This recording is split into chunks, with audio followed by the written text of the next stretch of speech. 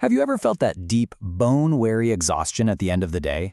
You know, the kind where you were just moving at absolute top speed for 12 straight hours, yet, as you lay your head on the pillow, you realize you somehow accomplished absolutely nothing? It's a total modern epidemic. We are all sprinting on this high-speed hamster wheel, and honestly, the faster our legs move, the farther behind we seem to fall. So today, in this explainer, we're going to untangle exactly why that happens, and more importantly, how we can actually stop it. So why does rushing actually make us fall behind? I want you to picture a mental model of our modern life for a second. Your screens are constantly pinging, alerts are blinking in angry red, your inboxes are just overflowing like a rising tide. And what do? We desperately try to outrun all this chaos by just moving faster, reacting instantly to every single stimulus. But pause and really think about it. Does frantically scrambling to swat at every notification actually propel you forward? Or does it just leave you breathless, anxious, and standing in the exact same spot? You see, what we're desperately chasing is this illusion of faster. When we give into the panic, our attention basically becomes a tangled knot of frantic multitasking. Imagine a massive jumbled ball of yarn. When you panic and pull the strings as hard and fast as you can, what actually happens? The knot just gets tighter, right? To unwind it into a smooth, usable thread, you have to do the hardest thing imaginable in that moment. You literally must stop, take a deep breath, and work slowly. Let's dive right into Act 1, Papa's philosophy on speed. Now, this kind of wisdom, it stretches back centuries. Way back in 18th century America, Benjamin Franklin popularized this old 1542 proverb in his famous Poor Richard's Almanac. You've probably heard it, haste makes waste. As a printer and a politician, Franklin knew firsthand how moving too fast almost guarantees missteps. And in his world, honestly, just like in ours, those missteps create incredibly expensive, time-consuming fixes. And this highlights a massive, often completely ignored asymmetry in how we spend our time. Just think about the remarkably low cost of taking maybe 1 extra minute to double-check a detail. Now weigh that against the incredibly high cost of making a permanent, irreversible error.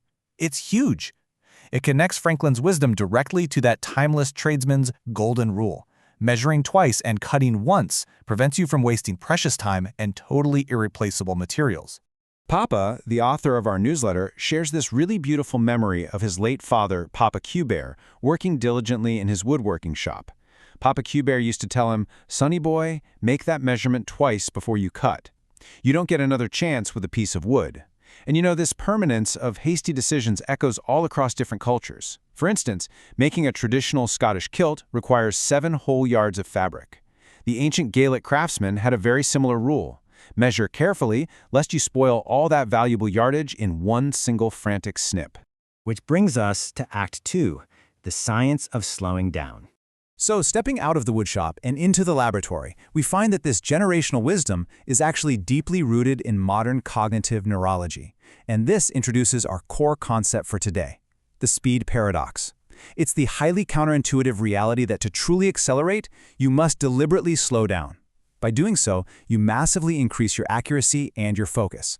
Effective speed isn't some chaotic scramble, it's a smoothly unspooling thread of deliberate, highly intentional effort.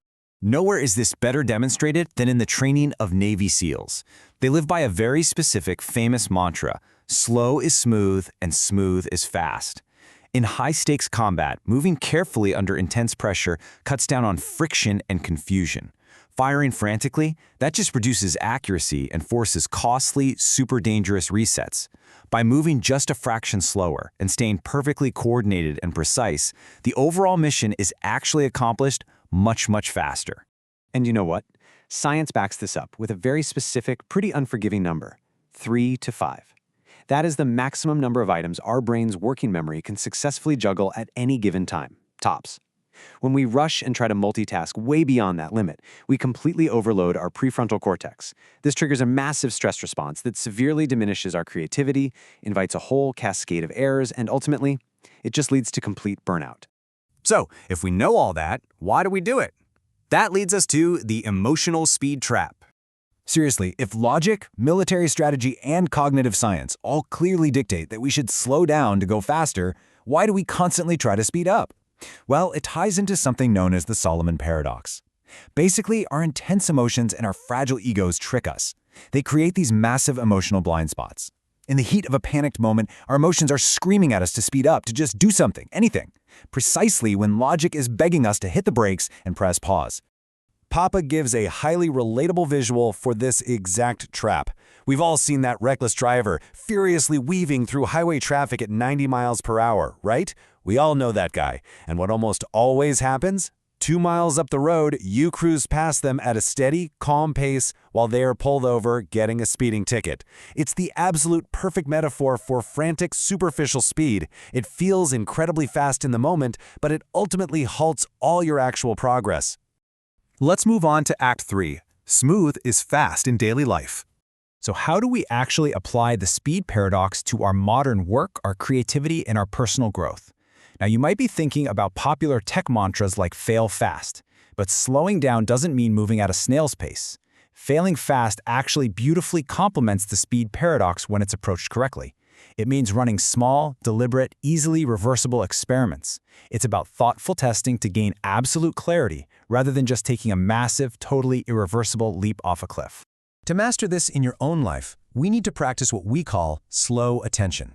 It comes down to 3 things. First, pause with purpose.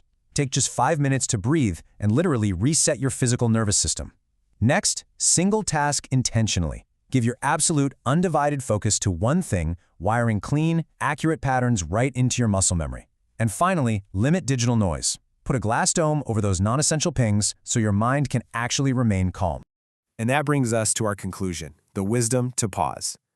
As we wrap up our journey through this explainer today, the profound truth we've uncovered is that true productivity isn't about doing more things in less time. Not at all. It's about doing what actually matters, with absolute clarity, calm, and care.